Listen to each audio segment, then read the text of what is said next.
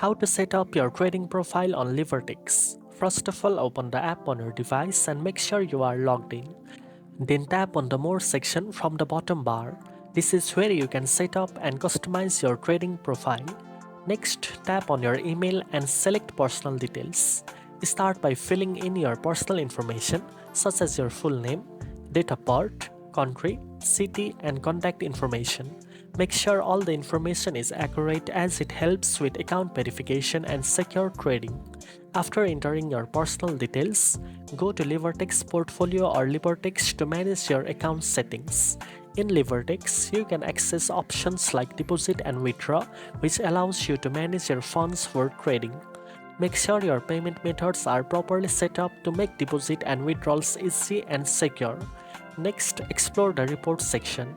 Here you can view your payment balance and tick prices, which helps you track your account performance and make informed trading decisions.